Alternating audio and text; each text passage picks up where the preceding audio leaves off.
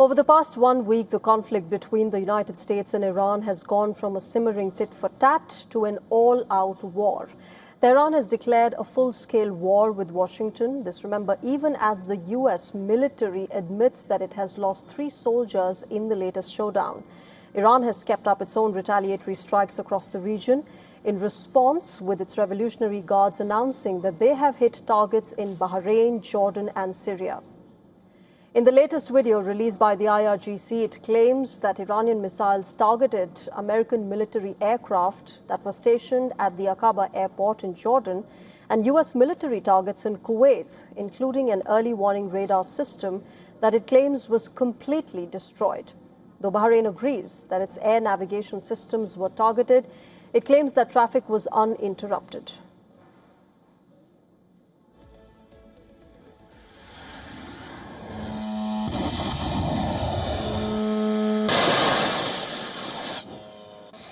As the U.S. and Iran trade strikes for a 9th day, the Iranian missile and drone strikes on American forces in Jordan and Iraq have left at least 3 U.S. soldiers dead, 1 missing and several wounded.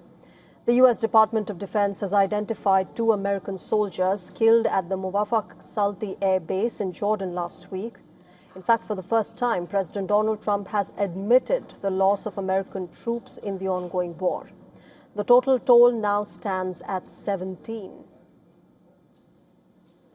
We'll see what happens, but we hit him very hard again tonight, and we did that in honor of the probably 3. It's probably 3 as opposed to 2 great patriots. Apart from troops, Iran claims large numbers of U.S. Black Hawk helicopters have been destroyed and base infrastructure like aircraft hangars have been heavily damaged in its days of attacks.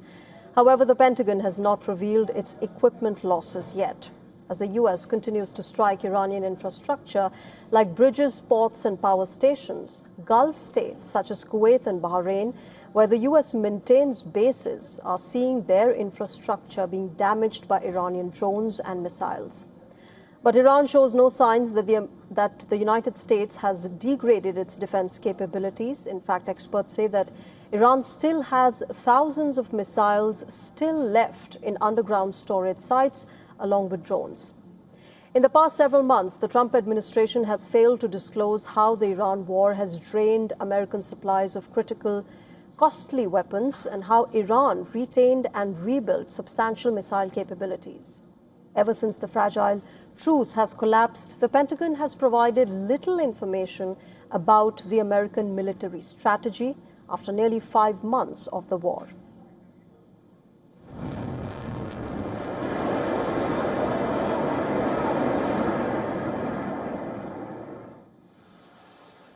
Meanwhile, Vice President J.D. Vance has agreed that American airstrikes alone will not be enough to achieve one of the Trump administration's main goals of keeping the Strait of Hormuz open. Now, as the fighting rages on, the U.S. Secretary of State Marco Rubio insists that Washington remains open to a diplomatic solution that will help ensure long-term peace. But Iran maintains that responsibility for expansion of the war solely lies with the United States.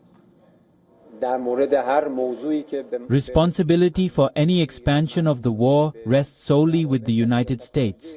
By insisting on using the territory of regional countries, violating their sovereignty and infringing upon it, the United States is continuing its attacks against Iran. We have repeatedly stressed, and stress again, that we have no hostility or enmity towards any country in the region.